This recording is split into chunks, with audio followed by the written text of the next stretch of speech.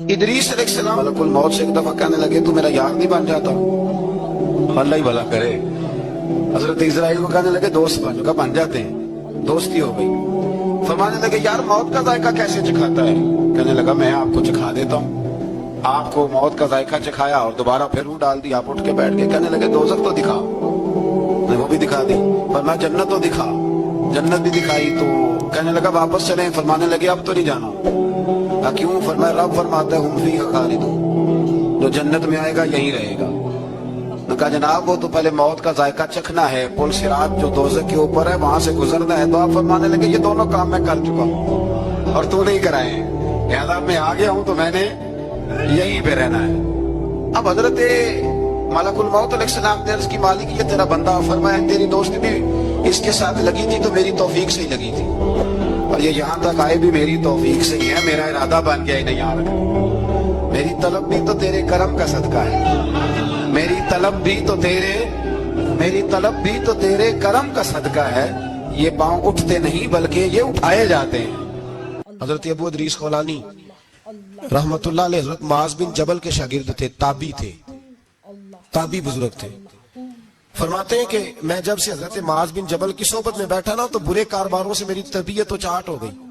कई कारोबार में देखता तो झूठ बोलना पड़ता, उसमें बड़ा कुछ करना पड़ता, तो मुझे डर आता। आप फरमाते मैंने ना बड़ी कोशिश की पर मेरी मर्जी का काम मुझे सूफी काहिल नहीं होते। फरमाते मेरे अंदर ताकत थी कि मैं हलाल कमा के बच्चों को खिलाऊं, पर मेरी मर्जी का काम नहीं मिलता था। हद हो गई। और जब इंसान नेकी की तरफ आता है तो कुछ न कुछ आजमाइशें जरूर आती हैं, ये पक्की बात है, पक्की बात। जब वो गलत मलत कर रहा होता है तो उसको लगता है सारा कुछ सही है, जब सीधा होता है तो बहुत सारी परेशानियां भी जरूर आती हैं। ये मिजाज है दीन का। आप फरमाते मैं परेशान रहने लगा, हालात खराब होने लगे, आजमाइश सख्त होने लगी, कारोबार बंद हो गया, काम ही कोई नहीं मिलता था। मेरी बीवी नाराज रहने लगी। हल्का हल्का तो उसने मुझे कहना शुरू किया, फिर जलाल में आ गई। और एक दिन मुझे कहने लगी अगर आज ना कुछ लेके आए तो बच्चे लेके मेके चली जाऊंगी। आप फरमाते मैं बड़ा परेशान हुआ, निकल गया फजर पढ़ के काम की तलाश में। मैंने जोहर तक तलाश किया लेकिन मुझे काम न मिला। आप फरमाते नहर फुरात के किनारे तपती हुई रेत पे मैं बैठा था तो मेरे दिल में ख्याल आया बंदों की मजदूरी नहीं मिलती तो आज अल्लाह की ना कर ले, आज अल्लाह की मजदूरी ना करे। आप फरमाते मैंने गर्म रेत से तयम्मुम किया, वुजू किया वहीं फुरात, और गर्म रेत पे कपड़ा बिछाया तो नफल पढ़ने शुरू कर दिए। जोर से असर तक नफल पढ़े, जोर से। चले मैं एक दुआ करता हूं, आप आमीन कहना। अल्लाह करे कि हम मगरब के बाद वाले नफल ही पढ़ने शुरू कर दे। नबी करीम सैयद आलम सल्लल्लाहु ताला अलैहि वसल्लम के गुलामों का हाल देखे, इबादत का हाल देखे। फरमाते मैंने कहा अल्लाह की मजदूरी करे, जोर से असर तक नफल पढ़े गरम रेत पे। और जब असर हुई ना तो मैंने अपने रुमाल में ना थोड़ी सी रेत बांध ली। घर की दीवारें छोटी छोटी थी। मैंने कहा बीवी ने देखा ना खाली हाथ आया है तो अंदर से शोर करेगी, हम साहिब भी सुनेंगे, तो चलो जब देखेगी ना रुमाल में कुछ है हौसला करेगी, जब अंदर जाऊंगा तो समझा लूंगा। आप मुस्कुरा रहे हैं ना हल्का हल्का, इसका मतलब है इन बातों में काफी सदाकत है। पुराने बुजुर्ग कर गए तो इसका मतलब ये है कि इनमें बाहर हल्का काफी हद तक सदाकत है। ये शोर होते रहते। कहते मैंने वो कहा कि चलो दूर से देखेगी तो घर जाके समझा लूंगा। आप फरमाते पहले मेरी बीवी दरवाजे पे बैठी रहती थी, बच्चे बैठे रहते थे, मुंतजिर होते थे कि कुछ लेके आए, घर में फाका होता। आज मैं गया तो शोर ही कोई नहीं, कोई शय नजर ना आई। वो रेत से भरा हुआ मेरा पल्लू मैंने दरवाजे के साथ रखा, अंदर चला गया। बीवी को आवाज दी कहाँ हो? कहने लगी मुंह हाथ धो लो, मैं रोटी लेके आई। हाथ धो गई, रोटी किधर से आई? इस घर में तो फाके थे, खाना किधर से आया? कहते रोटी लाई, सलाद भी लाई, दूध भी लाई, उस जमाने में जो नेमतें थी फल भी लाई, सारा आ गया। मैंने घूर के देखा, मैंने कहा किधर से आया ये सारा कुछ? कहाँ है बच्चे? कहने लगी रोटी खा के बाहर निकल गए। मेरे दिल में ख्याल आया मेरी बीबी का किरदार तो चांद से ज्यादा उजला है, तो ये सारा कुछ कैसे आया? मैंने कहा ये कहां से आया सारा कुछ? तो कहती है मेरी तरफ देख के कहने लगी पता नहीं आज किस करीम की मजदूरी करने चले गए थे, पता नहीं किस करीम की मजदूरी पे चले गए थे। जोर हुई है तो उसने अनाज की बोरियां भेजी है, चावल भेजे हैं, फल भेजे हैं, इतना कुछ भेजा है कि मेरे घर में रखने को जगह ही कोई नहीं। ये कहते कहते उठी और कहने लगी पहले ही बड़ा आया था, اب اور کیا لائے ہو؟ آپ فرماتے میں سکتے میں تھا، اس نے جا کے میرا رومال جو کھولا، میں ریت لایا تھا، رب کریم نے ہیرے بنا دیے، وہ ہیرے بن گئے۔ آپ فرماتے کہنے لگی کس کریم کی مزدوری پہ گئے تھے؟ فرماتے میں اٹھا اور کچی زمین پہ سر سجدے میں رکھا، میں نے کہا مالک میں ساری زندگی دنیا راضی کرتا رہا، لوگوں کے دروازوں پہ کھڑا رہا، تعلقات بنا کر تھوڑی سی روزی کے لیے جدوجہد کرتا رہا، دھتکارا گیا، ستایا گیا، مولا میں تو تیرے دروازے پہ آج آیا ہوں، پوری دیہڑی بھی نہیں لگائی، زور سے سب ڈیوٹی کی ہے، اللہ تیری تھوڑی مزدوری کا اتنا اجر ملتا ہے؟ خدایا تو اتنا نوازتا ہے؟ فرمایا اللہ میں محنت بھی کروں گا، کام بھی کروں گا، لیکن دنیا کی مزدوری تھوڑی کروں گا، مالک تیری عبادت زیادہ کروں گا۔ بھائی یاد رکھو، ہم ساری زندگی لوگ قبروں میں چلے گئے، مسجد نہیں آئے، قبروں میں الہاکم التکاثر حتی زرتم المقابر، قبر میں جانے کا ٹائم آیا، لوگوں کی نمازیں پڑھ دی گئیں پر لوگوں نے نمازیں شروع نہیں کی، نمازیں پڑھ دی، کہیں لے جاؤ، شادی کا موقع ہے تو وہ کراچی جانے کو تیار ہے، لیکن چند فرلانگ پہ مسجد ہے، مسجد جانے کو تیار ہے۔ اللہ کے ولی کی علامت ہے، وہ عبادت گزار ہوتا ہے، اور جو نہ نماز پڑھے نہ نماز پڑھائے وہ زندیق تو ہو سکتا ہے، پیر ہو سکتا، میں ذمہ داری سے کہہ رہا ہوں، زندیق تو ہو سکتا ہے پر پیر ہو سکتا بالکل بے دین ہے، بلکہ بد دین ہے، اس پر پوری طرح قادر ہے، پوری طرح قدرت رکھتا ہے۔ فرمایا الذی خلق الموت، وہ جس نے موت کو خلق کیا، والحیات، اور جس نے زندگی کو بنایا، کس لیے؟ لیبلوکم ایکم احسن عملا، تاکہ تمہیں آزمائے کہ تم میں سے کس کا عمل بہتر۔ موت اور حیات، پیدا ہوتا ہے انسان، جوان ہوتا ہے، بڑا ہوتا ہے، پڑھائی کرتا ہے، کاروبار کرتا ہے، پتہ نہیں کون سے بد و جزر زندگی میں دیکھتا ہے، تو اللہ نے فرمایا اس کا ایک مقصد ہے، مقصد یہ ہے کہ پتہ چلے تم میں سے اچھے عمل کون کرتا ہے۔ تو ہم یہاں عمل کرنے آئے ہیں، قیامت کے دن جو بات ہوگی وہ اعمال کی ہوگی، مکان جائیداد کار کوٹھی کی بات نہیں ہوگی، تو اعمال، اچھا عمل، احسن عملہ کے تحت مفسرین نے لکھا ہے کہ کام نیکی کا جب بھی کرو ذرا زیادہ ہی اچھا کر کے کرو، وضو کرو تو سونا کر کے کرو، نماز پڑھو تو ذرا آج گئے پڑھنی جو ہے تو اب ذرا سونی کر کے پڑھو، قرآن شریف کی تلاوت کرو تو ذرا پیاری کر کے، ذرا میں مدرسے کے بچوں کے ساتھ کبھی کبھی بیٹھتا ہوں، ان سے بڑا کچھ سیکھنے کو ملتا ہے، تو کبھی کوئی بات ان کو کہنے کا بھی موقع ملتا ہے، تو میں انہیں کہا کرتا ہوں کہ ہمارے بزرگ، میری اماں جی جب قرآن مجید کھولتی تھی نا تو جو وہ رنگ تھا نا بزرگوں کا، حالانکہ وہ حدیثوں میں ہم نے نہیں دیکھا، لیکن وہ کبھی ہم جا کے کوئی بات کرتے تھے نا تو تلاوت کے دوران تو وہ جلدی سے منہ پہ انگلی رکھتی تھی کہ چپ کرو میں قرآن پاک پڑھ رہی ہوں، اور پھر شنیل کا غلاف، اور پھر اس غلاف کو علیحدہ چومنا، قرآن پاک کو علیحدہ چومنا، اور پھر اس کو ریل میں رکھنا، اور پھر کئی کر کے، تو ہم جو آج ہیں تو ہم اس عمل کو اتنا اچھا کر کے نہیں کرتے، بس ٹھیک ہے ہر وقت ہاتھ میں قرآن مجید رہتا ہے تو وہ رویہ نہیں، تو کام کرنا ہے تو اس کو کیا کریں؟ اچھا کر کے کریں، ذرا مزیدار کر کے کریں، عمل کریں تو ذرا بہترین عمل کریں۔ لیکن نبی کریم نے یہ نہیں فرمایا کہ میں تمہیں اخلاق سکھانے آیا ہوں، فرمایا میں اخلاق عالیہ کی تکمیل کرنے آیا ہوں، یعنی جو بڑا اخلاق ہے نا، احسن ترین عمل، اس کا میرے نبی پاک نے درس ارشاد فرمایا، اس کا۔ ایک صحابی نے پوچھا یا رسول اللہ صلی اللہ تعالی علیہ وسلم بہترین عمل کون سا ہے؟ بہترین عمل، تو حضور نے فرمایا بہترین عمل اس بندے کا ہے عمر لمبی ہو پر کام سارے اچھے ہوں، یعنی تو احسن طریقے سے زندگی گزارے، اچھے طریقے سے تیرا وقت گزرے۔ تو عمل جب بھی کرے نا، دیکھے نا صدقہ اور خیرات کرنا ہے تو تانگ آ کے بھی تو کرنا ہی ہے نا، اور غریب کو 10 چکر گھر میں لگوا کے بھی تو کرنا ہی ہے نا، اس کو 6 دفعہ ڈانٹ کے بھی تو کرنا ہی ہے، تو کرنا ہے تو لہذا صحیح کر کے کر دو۔ مطلب وہ گھر میں خاتون خانہ نے کپڑوں کے لیے پیسے مانگ لیے تو 1.5 گھنٹے کے لیکچر کے بعد بھی تو دینے ہی ہے نا، کیا خیال ہے آپ کا؟ تو اگر وقت پہ دے دیے جائیں تو چلو معاملہ ذرا، یا تو نہ دیں بات ختم ہو گئی، اگر آپ نے 1.5 گھنٹے کے شدید احتجاج کے بعد بھی دینے ہی ہیں تو پھر یہ ہے کہ عمل کو اچھا کر کے کر لیں، ذرا اس میں خوبصورتی رہتی ہے۔ اللہ تعالیٰ سمجھنے کی توفیق عطا فرمائے۔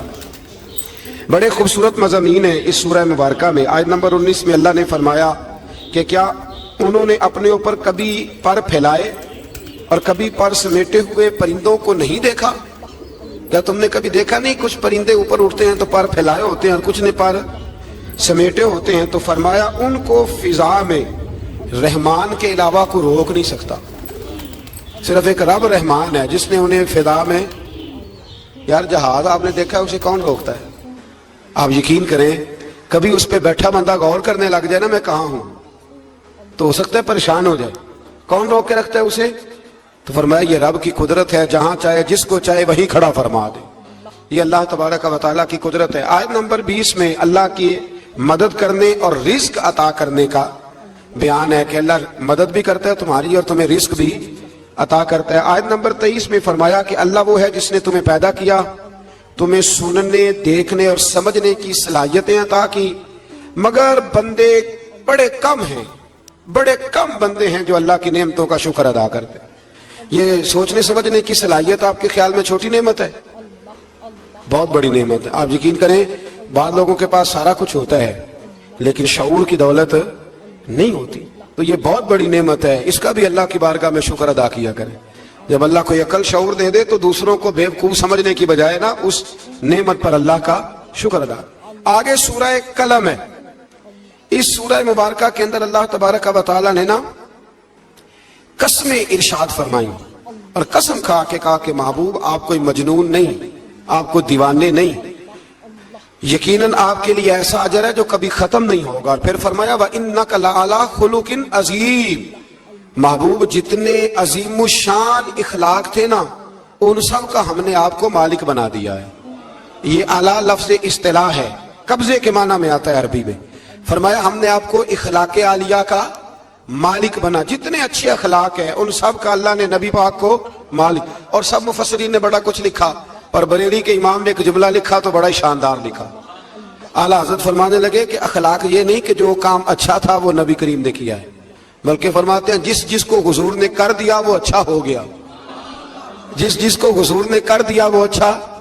फरमाते रसूल करीम का मुस्कुराना भी अच्छा ही है और कभी दीन की मुखालिफों पर नाराज होना भी अच्छा ही है। नबी पाक अलैहिस्सलाम का बदर में तलवार उठाना भी अच्छा है और रसूल करीम सल्लल्लाहु तआला अलैहि वसल्लम का फतह मक्का के दिन माफ कर देना भी, ये सारा कुछ ही अच्छा है। पर जिसको हुजूर जब करते गए वो अच्छा होता गया।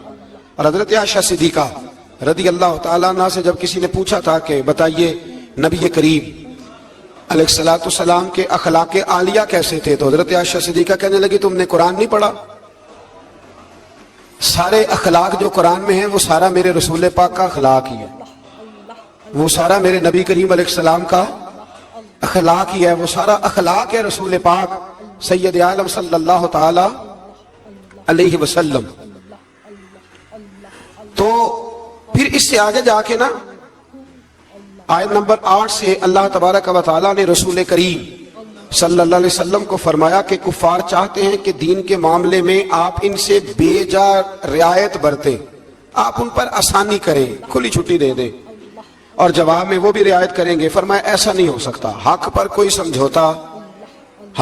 समझौता नहीं हो सकता। इसके बाद एक दुश्मन रसूल सल्लल्लाहु अलैहि वसल्लम, फसरीन ने उसका नाम वलीद बिन मुगीरा लिखा है, उसने नबी पाक अलैहिस्सलाम की गुस्ताखी की थी तो अल्लाह ने उसके 9 कभी बातें कुरान में बयान की, बड़ी बातें इरशाद फरमाई। फरमाया झूठी कसमें खाता है, नुक्ता चीनियां करता है, सख्त मना करने वाला है भलाई से और हद से बढ़ने वाला है। और आखिर में फरमाया उतिल्लिम बाद ज़ालिका ज़नीम, फरमाया ये ना है ही बद असल, इसकी असल में ही मसला है। ये कितनी सख्त बात है, जब नबी करीम के बेअदब की बात होती है तो फिर बातें सख्त ही होती है। ये कुरान मजीद ने सख्त बातें फरमाया कि ये इसकी असल में ही मसला है महबूब। उसने एक बात की तो अल्लाह करीम ने 9 उसकी कभी औसाफ बयान फरमाए। इसलिए आला हज़रत ने कहा था दुश्मन अहमद पे शिद्दत कीजिए, दुश्मन अहमद पे शिद्दत कीजिए, मुल्हिदों से क्या मुरव्वत कीजिए, शिरक ठहरे जिसमें ताज़ीम हबीब, उस बुरे मजहब पे लानत कीजिए, उस बुरे मजहब पे लानत कीजिए। और जो ना भूला हम गरीबों को रजा, जिक्र उसका अपनी आदत कीजिए। आगे फिर सूरतुल हाका, इस सूरह मुबारका के शुरू में क़यामत के हक़ और यकीनी होने को बयान किया गया है। پھر قوم سمود اور قوم عاد اور فرعون پر نازل ہونے والے عذاب کا ذکر ہے. یہ سارے مضامین پہلے بیان ہو چکے ہیں نا جی ماشاءاللہ, تفصیل سے ہم سن چکے ہیں قوم عاد, قوم سمود, ان سب کے بارے میں اس سورہ مبارکہ میں اللہ نے بیان فرمایا. اسی سورہ کی آیت نمبر 19 سے بتایا کہ قیامت میں جس کے نامہ اعمال اس کے دائیں ہاتھ میں دیا جائے گا, یہ اس کے سرخرو ہونے کی علامت ہوگی. جس کے سیدھے ہاتھ میں نامہ اعمال دیا جائے گا مطلب ہوگا کہ کامیاب ہو گیا, اور وہ افتخار کے ساتھ لوگوں سے کہے گا, بڑے فخر کے ساتھ کہے گا کہ آؤ میرا نامہ اعمال پڑھو. اس کے برعکس جس کا نامہ اعمال اس کے بائیں ہاتھ میں دیا جائے گا, یہ اس کی رسوائی کی علامت ہوگی, اس کی رسوائی کی علامت ہوگی. اور وہ کہے گا کاش میرا نامہ اعمال دیا ہی نہ جاتا اور موت کے ساتھ ہی میرا قصہ ہمیشہ کے لیے ختم ہو چکا ہوتا.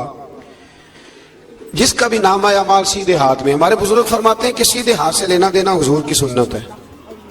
کوشش کریں لیں بھی سیدھے ہاتھ سے, دیں بھی, کھائیں بھی سیدھے ہاتھ سے. فرماتے ہیں عادت ہی سیدھے ہاتھ کی بنا لو. جب قیامت میں فرشتے نامہ اعمال دینے لگے تو عادت ہی سیدھے ہاتھ کی ہو, عادت ہی سیدھے ہاتھ کی ہو. عادت اور سیدھے ہاتھ سے لیں, سیدھے ہاتھ سے ہی دیں. قیامت میں جس کا نامہ اعمال سیدھے ہاتھ میں دیا جائے گا سمجھیے وہ کامیاب ہوا. اور جب جس بچے کی فرسٹ پوزیشن آئی ہوتی ہے نا, وہ رزلٹ کارڈ سارے محلے کو دکھاتا ہے, اور جو فیل ہو جاتا ہے وہ ابا جی کو بھی نہیں دکھاتا. وہ کہتا ہے کہ وہ ابھی آیا نہیں, ملا نہیں. قیامت کے دن بھی جو کامیاب ہوں گے نا وہ دنیا کو بتائیں گے کہ اللہ نے فضل کر دیا, اور جو ناکام ہوں منہ چھپاتے پھریں گے. اللہ ہمیں پردہ پوشی عطا فرمائے. پھر آگے سورۃ المعارج ہے. اس سورت کے شروع میں عذاب قیامت کا ایک بار پھر بیان ہے کہ حشر کا ایک دن 50,000 سال کے برابر ہوگا. آسمان پگھلے ہوئے تانبے کی طرح ہو جائے گا, اور پہاڑ دھنی ہوئی رنگین اون کی طرح ہو جائیں گے. کوئی کسی کا پرسان حال نہ ہوگا. اس وقت مجرم یہ تمنا کریں گے کہ بیوی بھائی رشتہ دار, بیوی بھائی رشتہ دار اور تمام اہل زمین سب کو اپنا فدیہ دے کے اپنی جان چھڑا لیں. سب کو دھونس دے آگ میں لیکن اپنی جان چھڑا لیں. اس دن انسان کا یہ حال ہوگا. یہ جو کچھ لوگ, میں نے پہلے بھی کہا تھا کہ کچھ لوگ نا مذاق اڑاتے ہیں قیامت کے عذاب کا, قبر کے عذاب کا, یہ بات درست نہیں ہے. دیکھیں نا کہ اللہ تعالیٰ نے قرآن مجید کی واضح آیات میں عذاب کا ذکر فرمایا ہے. کیوں فرمایا ہے؟ کہ لوگ اس عذاب سے ڈرے, اس سے بچنے کے لیے تیاری کریں, یہ بیان فرمایا. اب یہاں لوگ مذاق اڑاتے ہیں معاذ اللہ تعالیٰ, کہتے ہیں دیکھو جی فلاں مولانا کہہ رہے تھے بچھو آئیں گے تو یہ ہوگا. خدا کے بندو, مولانا کون ہوتے ہیں؟ مولانا کون ہوتے ہیں یہ بات کرنے والے؟ یہ تو حدیثوں میں آئی, قرآن مجید کی آیات میں آئی. آپ مذاق نہیں اڑائیں بلکہ کوشش کریں کہ اللہ تبارک و تعالی ہمیں سمجھنے کی توفیق عطا فرمائے.